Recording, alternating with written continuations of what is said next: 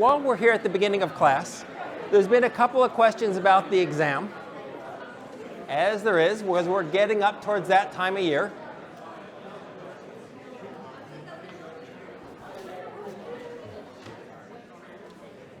And it's the same format that we've had for the last 17 years. So it's going to be multiple choice and often miserable place, often in the business school, often BlackRock.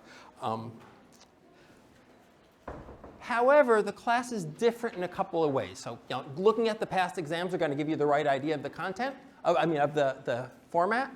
But the content is a little different in that we spent less time on GDP and CPI than the classes before us, right? So their midterms will be pretty much all GDP and consumer price index, where ours is going to move on to the Keynesian model and a bit of money as well. So the stuff we've done so far is going to be on, and the previous years have had that, but they've had that later in the term. So you want to look a little later in the term. If you just look at the midterms from before, you won't be covering all the material that you have, right? So be aware of that. The other thing that's a bit different is that we've done more math this year than we have in the past. In the past, I briefly showed it to them, but I didn't make them do it.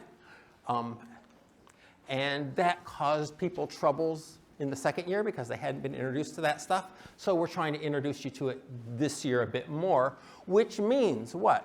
From what we've done so far, you are expected this year, which hadn't been in previous years, but you're expected this year to be able to mathematically find equilibrium GDP. Right? You're expected this year to be able to mathematically find the multiplier. Okay? These are not hugely onerous things, but they are things that are expected of you this year that haven't been in the past, so you're likely to see a couple questions like that on the midterm where previous years have not. Any questions about this? Hi. Okay, so that's what we did. We did that. And we're talking about government spending because now for the first time, now that we have a story for how the world works, now that we have a model, we can start talking about, is there anything we can do to make the world a better place? And the particular problem that we're going to be addressing in most of macroeconomics is these booms and crashes, booms and crashes. Is there anything we can do about them? So these are stabilization policies. Loads of other things that are important to do, but these are what we're going to focus on in this class, these stabilization policies. And we've seen that there's, well, I sort of said, we haven't seen, but I said that there's two types of policies, monetary policy and fiscal policy. We're going to finish up fiscal policy, our first pass at it today, and we might start monetary policy today as well. But monetary policy takes a couple weeks to do. So it's not going to be something that's going to be really quick. I'll give you a very brief introduction to it today, but it's going to be a bigger topic. Okay. So those are our two types of policy. Now we're going to talk about how we can see fiscal policy in this model. So we have our model. We have a story about the world, and we want to see in this story, in this model, how fiscal policy would work, okay, how you could use it to manipulate output. And we said there's sort of two things you can do. You can do government spending, and you can do taxation, right? Because fiscal policy is all about government budgets, what you do with the government budgets. And that's your two options. You've got taxing and spending. And remember, from our point of view, transfer payments are just negative taxes. So taxes and transfer payments we don't really see as different things. One's taking money, one's giving money, but it's essentially the same thing, right?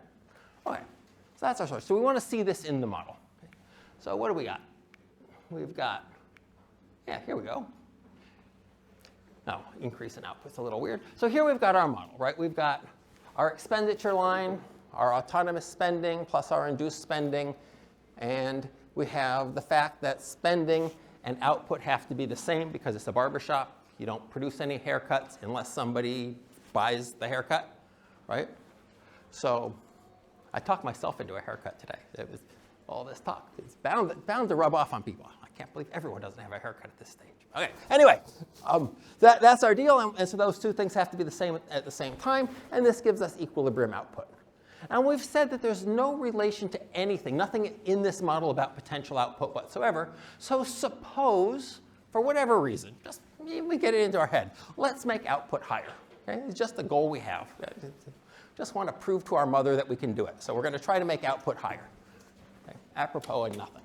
Okay? Well, how do we do that?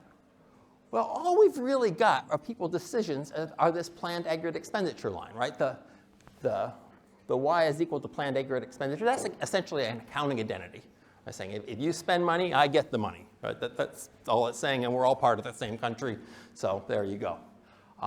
So what we can do is we can play around with the planned aggregate expenditure line, and we can do that, for example, by increasing government spending, right? Because planned aggregate expenditure is C plus I plus G plus net exports. So if we increase G, the whole thing goes up. For any level of output, for any level of income, we will now spend more than before. If we had 0 income, before we would spend $950. If we increase government spending by 10, now we're going to spend $960. And for this level of output, this level of income, we were spending that much. Now we're going to spend 10 more, and so on. For any particular level of output, any particular level of income, we're going to spend 10 more than before because the government's spending 10 more than before, and they aren't really looking at income when they're doing this.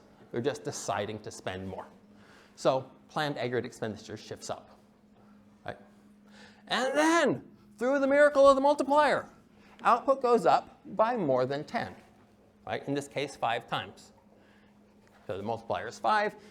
D went up by 10. Output goes up by 50. And again, our story for that, you should be able to do the math. You should be able to do the graph. You should be able to see in the graph that it has to be more than 10. And you should know the story. The story here is the government spent 10. That's 10 that got produced right off the bat. The person who sold that now feels rich, and he goes out and buys stuff too. Okay? And then that person feels rich, and he goes out and buys stuff too. And that person feels rich, and he goes out and buys stuff too. So the total change in output, total change in spending, is much more than 10. It's the initial 10 plus all these other rounds. Okay? And the bigger these other rounds are, the bigger the multiplier is going to be. Okay? In this case, a bigger other round is if marginal propensity to consume is high. The marginal propensity to consume is high when the government buys 10 of my stuff. I feel rich, sure, but I go out and spend a lot of that. Right? If marginal propensity to consume was 0, the government would spend 10, I would cut 10 hairs and send them on their way, and then I wouldn't change my behavior at all. I just put all that 10 in my hoard and then sleep on it, as I do. But if I change my behavior, if I go out and buy stuff, that means somebody else is going to feel rich as well. Okay. So that's the story there. We can increase government spending. And of course, if we wanted to lower output, we would just decrease government spending. And again, through the miracle of the multiplier, that would have a much larger effect than the change itself. Okay. Now, another thing I could do is, the numbers won't be right, but I could, if I wanted to increase government spending, is I could reduce taxes. Right? If I reduce taxes, I'm not buying anything. But if I reduce the taxes that people have to pay, then they feel rich, and they're going to go out and buy stuff. Right? So I don't get this initial effect that when I go out, when I spent 10, initially I bought 10 haircuts. And then that person felt rich and so on. Here, if I reduce taxes by 10, and marginal propensity to consume is 0, then I reduce taxes by 10. You feel 10 richer, but you just put that money on your hoard and sleep on it, and good for you. But if your marginal propensity to consume is greater than 0, then you go out and spend some too, and that causes output. So if marginal propensity to consume is 0, and I decrease taxes, there's no effect on output at all. Right? But if it's positive, if you change your behavior when you feel rich, then when I decrease your taxes, you actually go out and spend. Okay? Either way, on the graph, it looks exactly the same. The spending line, the planned aggregate expenditure line shifts up. Okay? The graph looks exactly the same either way. Right. And so that's how we see it on the graph. And the graph always looks the same in this model. There's very little going on in this model. We have this planned aggregate expenditure line shifts up. The planned aggregate expenditure line shifts down. Just about any policy that we do, we're going to see monetary policy is going to look exactly the same in this story.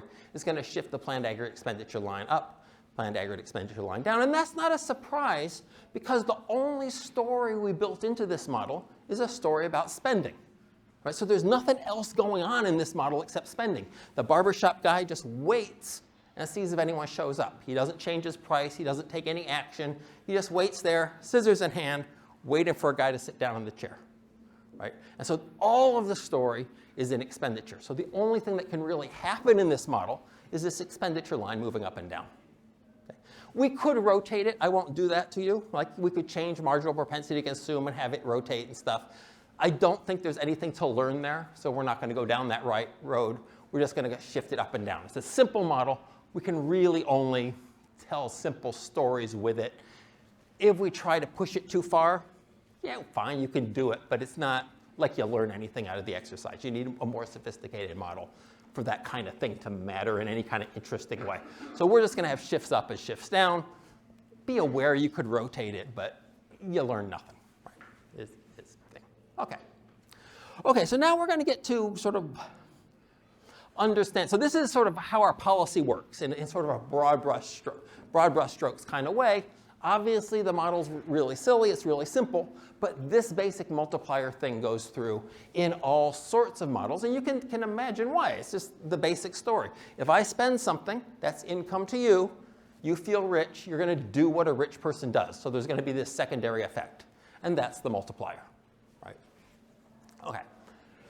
Now, if we look back in the mists of time, like the 1800s and the early 20th century, up till, say, 1929, just to pick a year at random. If we look back in those days, what we would have is we would have really high ups, really big downs. There'd be crashes every 3 or 4 years. They would be much more severe than what we've been seeing in the last 100 years. Not 100 years, 70 years. Things were more volatile back in the day than they are now.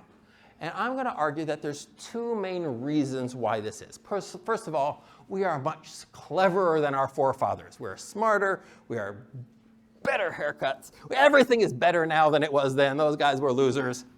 Clearly, that's not true, right? They were clever people. They weren't idiots. Most of them. Well, some of them weren't idiots. Just like today, some of us aren't idiots. Personally, yes, but other people know that's a thing. So people are kind of people, right? It's not that people got smarter. It's that institutions have changed. And maybe we learned something along the way.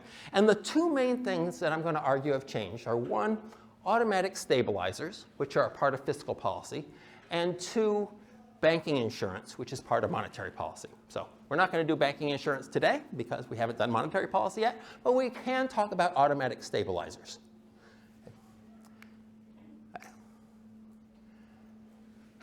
So suppose I think the world works like this, right? I think this is the way the world works. Bless my heart. And we're going along, and then we're in a recession. And we say, look, people are unemployed. Look, we have numbers now. We're able to measure things that we weren't able to measure before. Now we know that people are unemployed. Things are bad. It's a bad year. Probably it's because people got pessimistic about the future or something, but we would like to help us get out of that quickly. What can we do? Well, we can increase government spending, right? And we would, by increasing government spending, we would shift this line up, and through the miracle of the multiplier, output will go up by much more than our increase in spending. Okay, so here we have a way to get out of a recession. Okay, we go into a recession, we have a tool that we can get out of, right? Back in the day, in the 30s, Keynes was going around, so this is trying to explain this to people, and they said, yeah, but what should we spend the money on? Like, what should we buy? We're going to increase government spending. What should it be? And he said it doesn't matter from his point of view. You could dig a hole, just dig a big hole at the outskirts of town and bulldoze piles of money into that hole and then bury it. And that would increase output because everyone would run out and buy a shovel. And that meant the shovel person would be richer. And then everyone would be digging the money up and all that work would go into it. And that would get the economy going again in the shovel industry. Okay? So in this case, obviously you can do better than that. That's not like the ideal policy, but that would do to get the economy going again. So we're going to do that. That's our plan. When we go into a recession, let's increase government spending. Let's reduce taxes. We'll run deficits. Right? We'll be spending more than we take in, but it'll be worth it because the economy will get back on its feet. And that's the story. Okay? Now, how does that work in reality? Well, you're going along, and things go badly. People become pessimistic, output starts falling. The first trouble you've got is as a policymaker, as like a politician or a high bureaucrat, you have to decide, are we in a recession or not? And the unemployment rate going up a little bit, That happens. Like, things fluctuate in real life. You're not sure whether that initial increase in unemployment is due to a recession or is just, one of those things. These things happen. And then you say, okay, unemployment is high, but what about output overall? Let's look at those. And the output statistics come out at best every quarter. And the real output statistics that you can trust come out every year. It comes, as you can notice, those numbers came from the tax record. So you really need the tax records in order to calculate those numbers. So they don't come out every day. You make your guesses every day, but if you're looking at those numbers, it's going to be a while before you're sure that you're in a recession. And of course, humans being humans, some people are going to agree, some people are going to disagree. You're going to say, no, we're in a recession. The recession started last week. And the other person is going to say, oh my God, you're always crying recession. Just calm down already. Get a beer or something. Like, chill out. And then after a few weeks of this, then maybe a few other people come on board, and a few months of this, and everyone starts to come on board, and they say, okay, we agree, we're in a recession. Okay?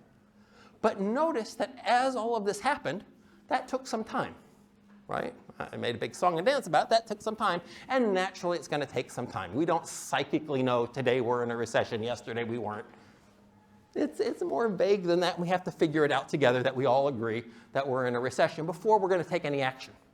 Okay, so we've decided we're in a recession. A couple months have gone by, too bad.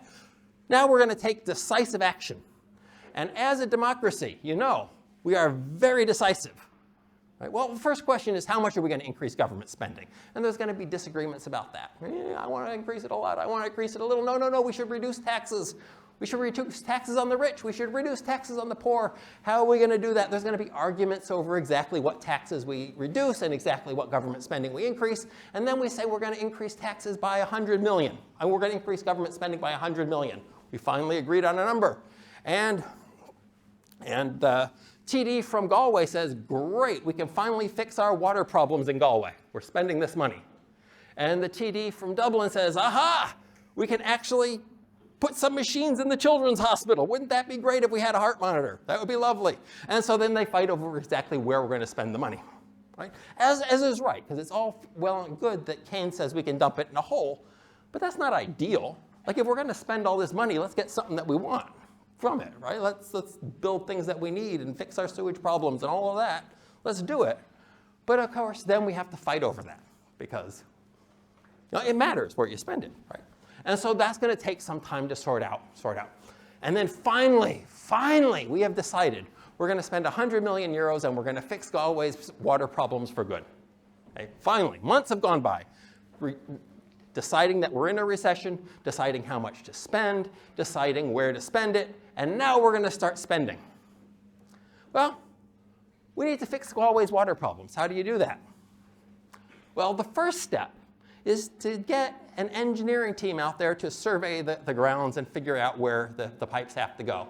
And the second step is to get an environmental impact statement to find out what you're digging up. And then you get the archaeologists out there to see what you're digging up. And then you get the other engineers to check, will this actually work? Is the costings what you thought the costings were? Where is the stuff going to come from? And all of this takes time, right? You don't do a major infrastructure project starting today. You have to plan out what you're going to do. So that's 6-8 months on an accelerated plan to actually just decide how to do this job. So now we have a year between when the recession hit and when we actually start spending any real money. Right? So that's a year where we had a recession and we took no action to deal with it.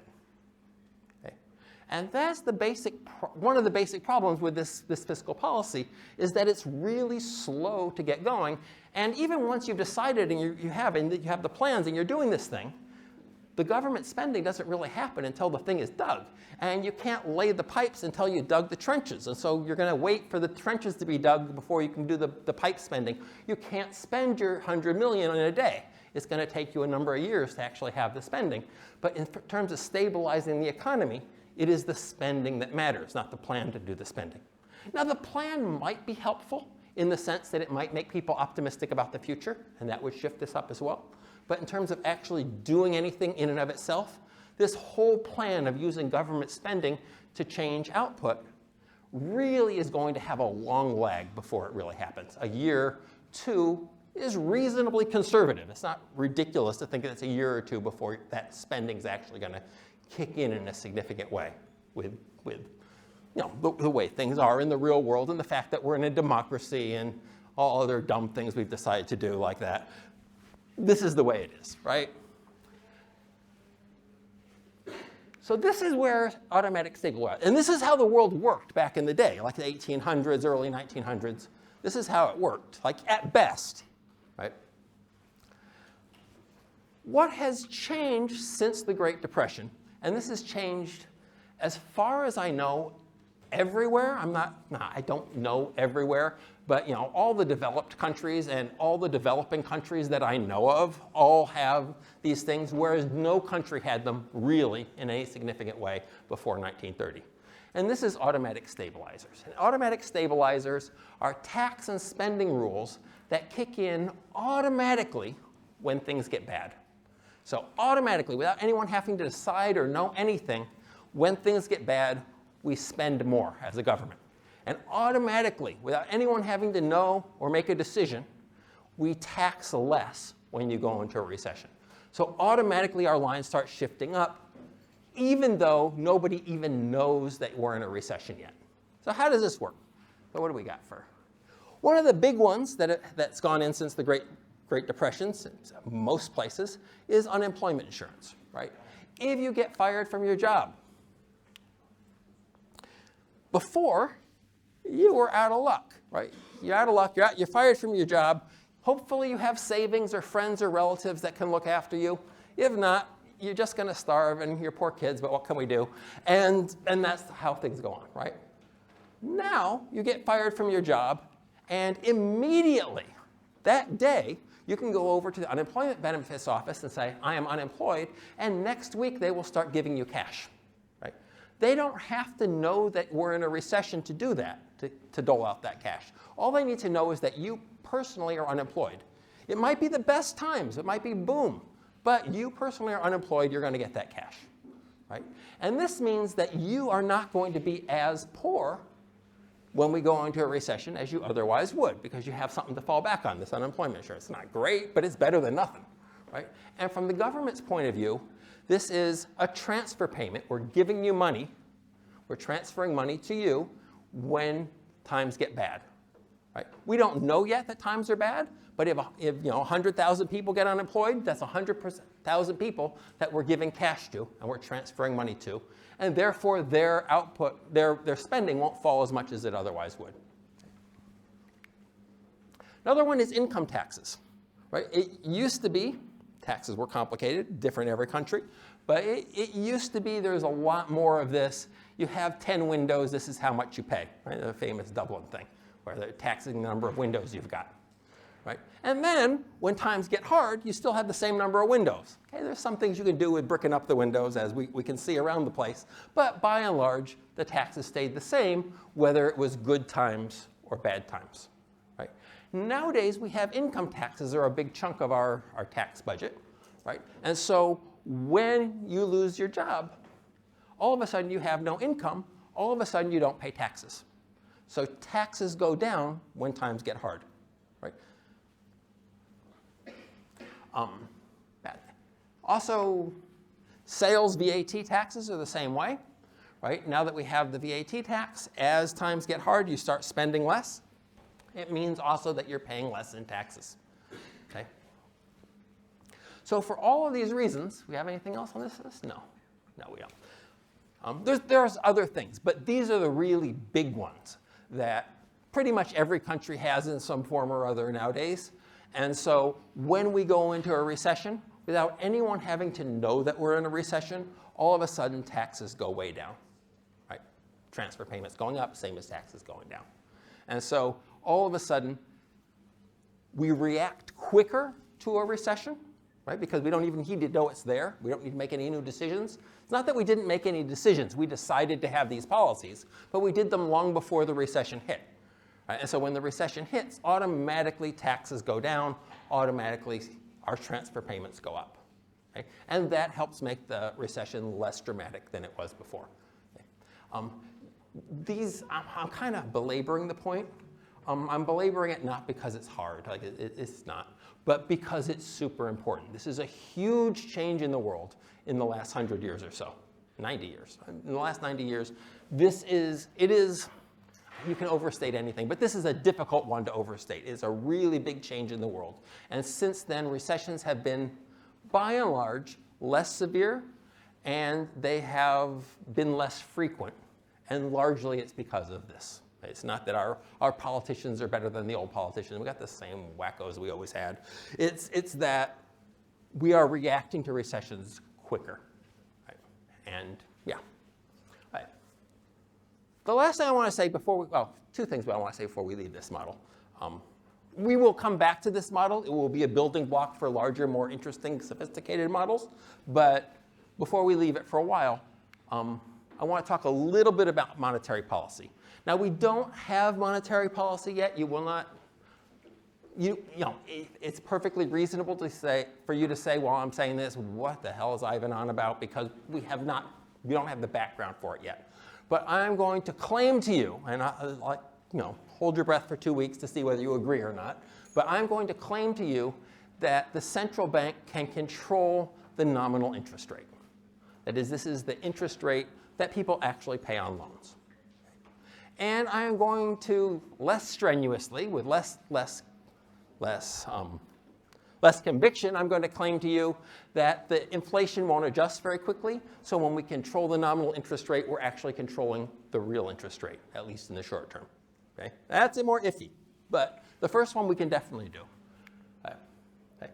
So if we can control the interest rate, what's going to happen? I want to do this in stages just to sort of help you think about theory in general. When you get a problem in theory that you haven't seen before, how should you think about that problem? So I'm saying government, the central bank, whatever they are, I haven't explained what the hell they are either, right? But there's some institution called the central bank that can somehow control the interest rate. Apparently there's just one interest rate in this little crazy world that Ivan's in. They can do this. Who is going to be affected by that change, right? So there's a lot you don't know in this little story, right? Because I haven't told you. It's going to take me 2 weeks to do it. But there's something's going to change. I'm going to change the interest rate. And when you're thinking about theory, and in general, the way we think about things in economics is something changed. Who is going to care about that directly?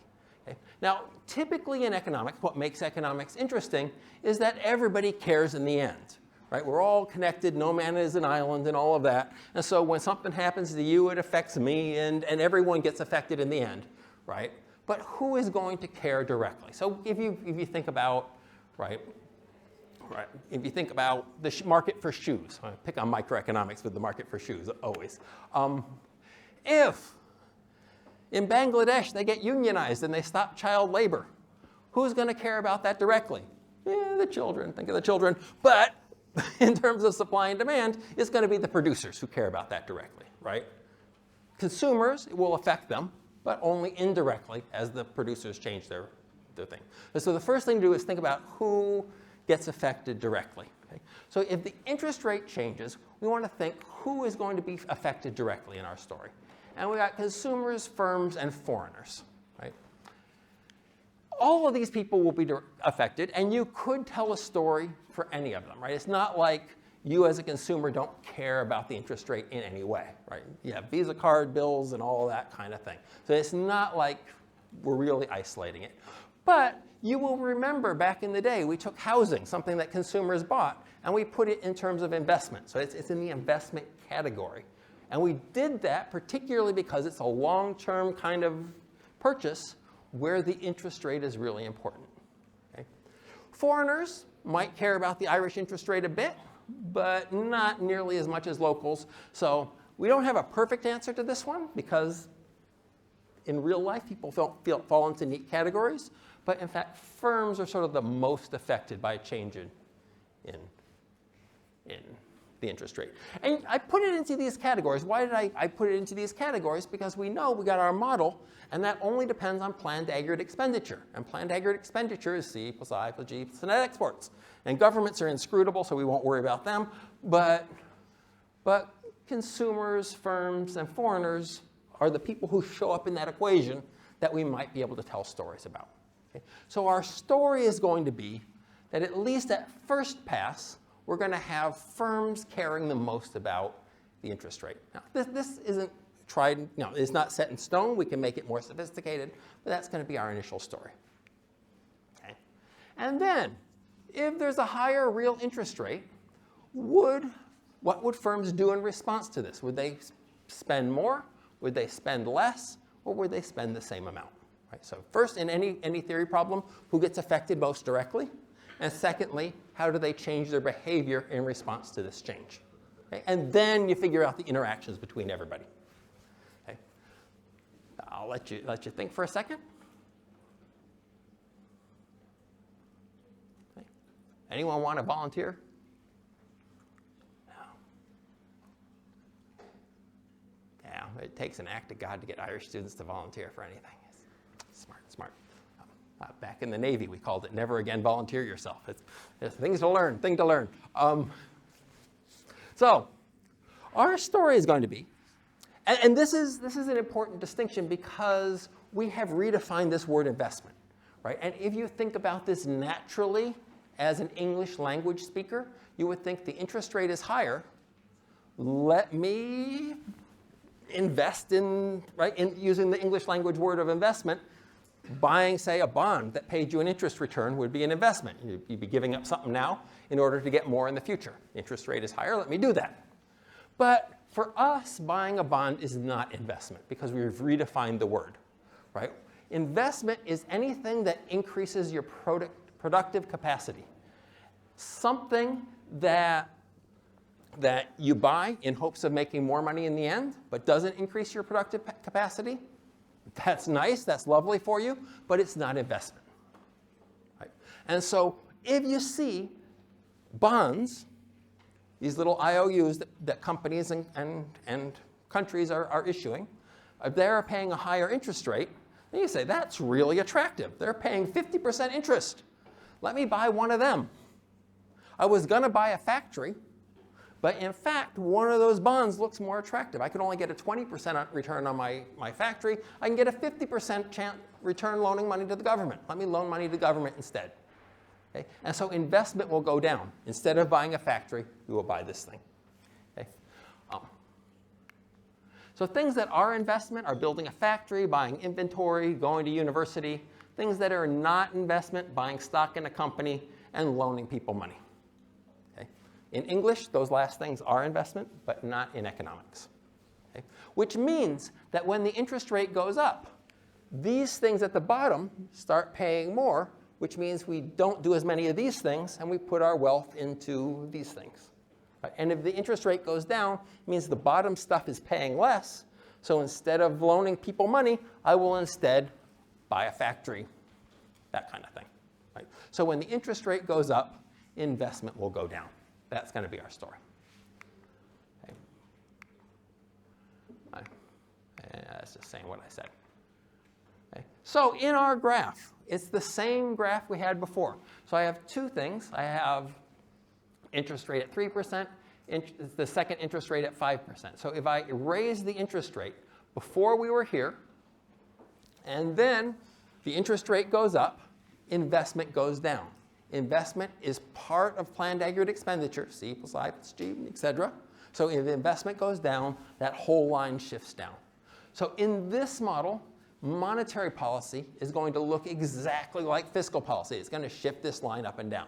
And so if we're going into a recession, you want this line to shift up, you need to lower the interest rate. So there's not as many nice things. It's not so nice to loan money to the government. You would rather do something real with it. That's going to be our story. But graphically, it looks exactly the same. Okay. Now, this is neither here nor there because I'm just sort of magically telling you we can control the real interest rate. But this is sort of how you see it in this model. Okay, there's one last thing I want to say about the multiplier, and that's about the balanced budget multiplier, which is a sort of an interesting thing that sort of lets you sort of check whether you understand this difference between direct effect on expenditure and indirect effect on expenditure. Okay? So if we increase government spending, or in fact any exogenous spending, right? autonomous spending, any autonomous spending, if we increase that, the bits that don't depend on Y, we increase them, the income expenditure multiplier, government spending multiplier, the multiplier, is how many more times output goes up, right? We also, and we found in our particular model, and please God, don't memorize this, but this is what we found in our particular model, right? You should be able to derive this if I give you a different model, which I will. Okay. Another thing we could think about is the tax multiplier. And this is what happens if I reduce your taxes. If I reduce your taxes, or I give you money, right? A transfer payment. I give you unemployment insurance. What's going to happen? Okay. And this is an indirect effect. This is the effect of 1 unit change in taxes on short-run equilibrium, a tax multiplier. Okay. Again, it's going to have a multiplying effect. Someone's going to feel rich. They're going to change their behavior. That's going to make someone else feel rich, and so on and so forth. But it's a little different. And in fact, our tax multiplier in this particular model, and I haven't derived it for you, is minus C over 1 minus C. Okay? The minus just means, right, the government spending multiplier was I bought 10 euros worth of stuff. What happens to output? Here, I am increasing taxes. Well, that's going to have a negative effect on output. Right? And that's the negative here. It's just saying an increase in tax is going to have a bad effect instead of a good effect. So it doesn't mean much. It's just making sure the signs are correct. But it is the same thing we had before, except multiplied by C. And this is the important bit, what you get out of this. And that's because taxes are an indirect effect. Okay, so what's going on here? You can compare the two right there. Okay. Well, when the government spent 10, they spent 100% of that 10. It's deep and meaningful. They went out and they spent it, which meant that they went and they got 10 haircuts, and that's 10 haircuts that got produced. Then the barber felt rich, and he did what he did, right? And that was the whole multiplier bit. When we lower the barber's taxes, if we lower the barber's taxes by 10, nothing gets produced, but he feels rich by the same 10. Right? So it is just the knock-on effect that happens, just what happens because he feels rich that happens, not the initial spending. Right? So if we give this guy 10 taxes back, we don't have that initial 10 spending. And so it's got to be whatever the other multiplier was times C, because that's the knock-on effect. Okay, so it's just the knock-on effect. It's not the direct plus the knock-on effect. Okay? Which means, as an interesting feature, that if you go into a recession and you increase government budget, like you increase the amount you're spending, and at the same time increase taxes by the same amount, actually output will still go up. It doesn't seem like you're doing anything. Like we're spending 10 more and we're taxing 10 more, but actually output will go up, and it will go up by exactly 10. Why? Because you are buying 10 of the thing, and then someone's feeling richer, but you're making them feel poorer by 10. Right? So all we're left with, they feel richer by 10 because you bought something. They feel poorer by 10 because you took money away from them. But you still have that initial spending. And so that amount that you spent still goes into output. Now this is more of like it is a fact, and it is a fairly general fact that the balanced budget multiplier is always 1. A few exceptions, but by and large it's right around 1 in just about any model you write down. It's kind of interesting, and it's worth understanding because it sort of gets at this difference between direct and indirect effect of these things. It's not like a practical thing, like we don't say, oh, well, it's not really something that we exploit in a policy sort of way. You could do, but it's not really super effective. One of the things that makes fiscal policy effective is the fact that you get this multiplier. It's not just what you do with the government budget, but that's going to be multiplied by something, and it's going to be bigger than what you did. And here you just get back exactly what you did. And what you're really doing is you're taking a private economy and making more and more of it sort of public sector economy. Which you can do, is a thing you can do, but it's not as useful a way to try to get yourself out of a recession because you don't get the multiplier effect. Right. Okay, that's fiscal policy. In this model, we will come back to it in sort of a more sophisticated, not sophisticated, but this model is very much for a recession. Right? It's really a model where we don't have planned aggregate expenditure in there in any way. potential output in there in any way. And so it's a story, even in its best form. It's like if you really buy even all the simplifications, even best case, it's a model that really works best when we're in a deep recession. And so we're not up against resource constraints. We always have another chair in the barber shop that a guy can sit in, right? Which is not, thankfully, where we live every day. And so we would like to do better than that, which is part of the reason I changed around the course, so that we have time to do better than that in this class.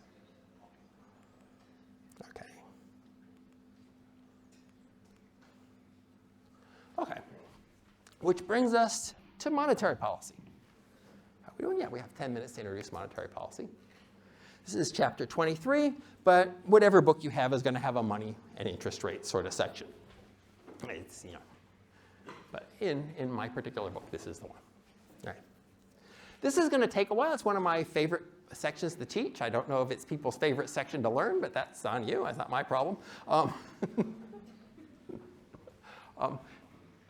I find it interesting. Let's say that. A lot of people find it interesting, but of course not everybody, right? Everyone's different. Okay, so what we're going to cover in this chapter is what is money? What the heck is money? And how do you use it? Spending stuff. Yeah, that's sort of cluing you into the future. It's going to be something about spending stuff. What is the demand for money? What is the supply of money? And how central banks control the money supply. So that's where we're going. Okay, so our first big question is what is money? And this is something that seems really easy until you start thinking about it, which is why I gave you the Bitcoin thing in tutorials, so that you start thinking about, is this weird thing that they invented, is that money, is it not? And in some ways it kind of is, and in some ways it kind of isn't. And that's sort of the punchline of all of that.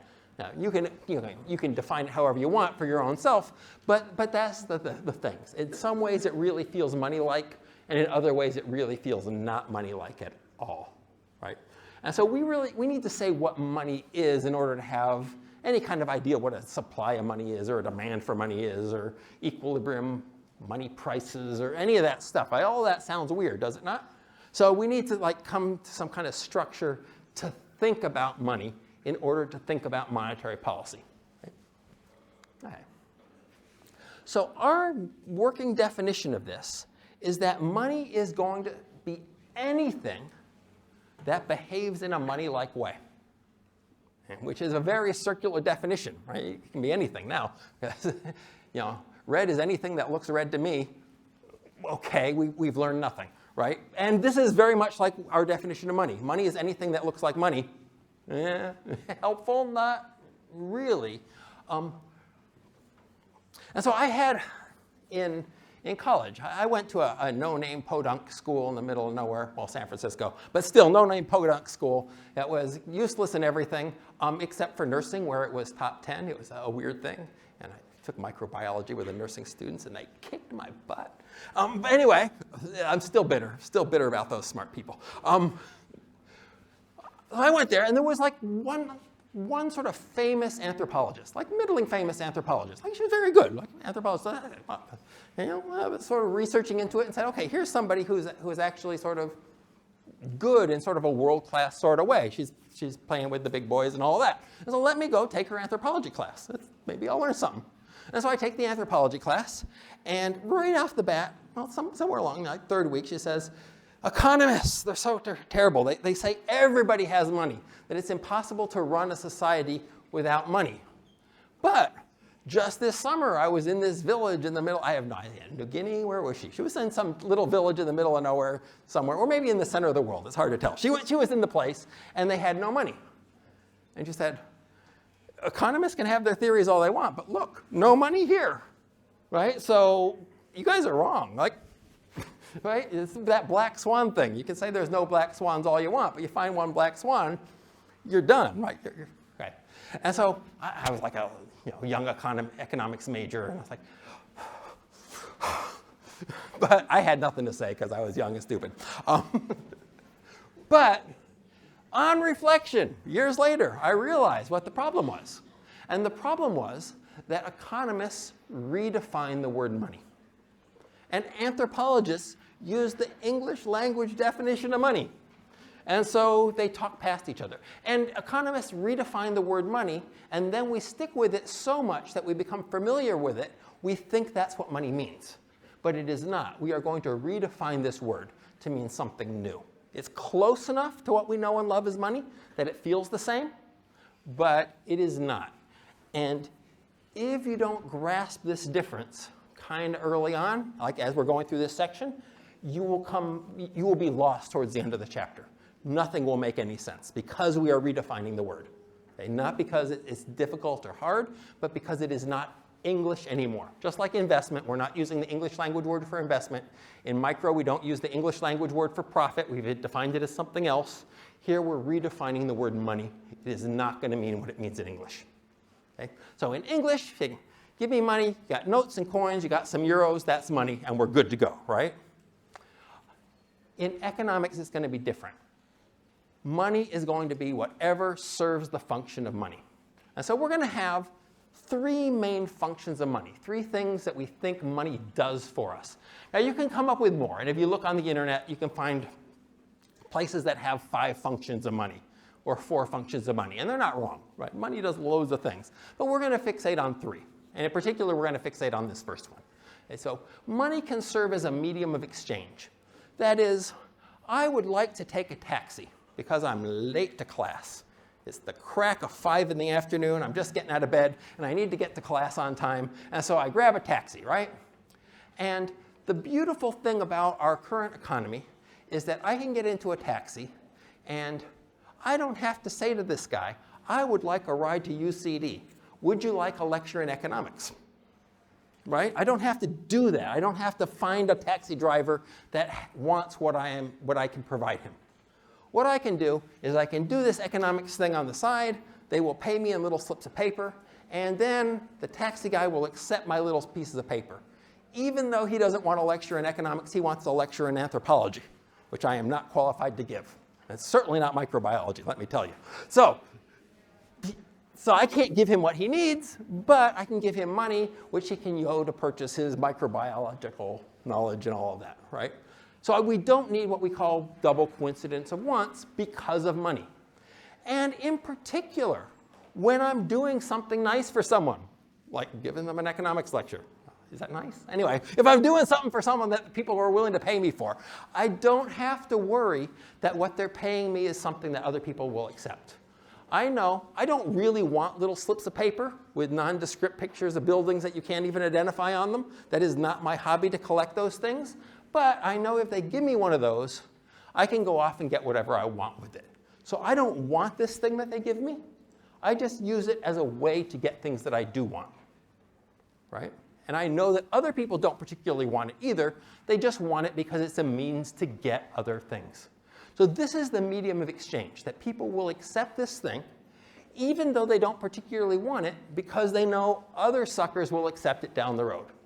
And because of that, they can get the things they want with this thing. Okay? It's very, very basic. And the one thing that you have to sort of step back from is we all intrinsically, because we were raised in this society, want to say, of course I want money. Right? It feels wrong for the teacher to get up here and say, you don't want the money. You just want the things you can buy with the money. But if you think about it, that's true. Right? It's not that you're wallpapering your room with all these notes. You're using these notes to get other things. You want them as a means to an end, not an end in themselves. Right? Maybe you buy it, maybe you don't. I don't know you and your wants. I don't know what you do with the money. You're probably rolling around in it in the bathtub. I don't know. You do you. But our thought is that most of us, most of the time, we want the money so we can buy stuff, right?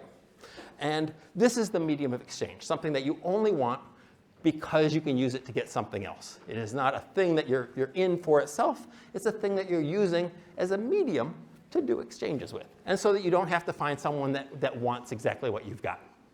Okay, I have got to let you go. So I will let you go, and we'll continue here next time.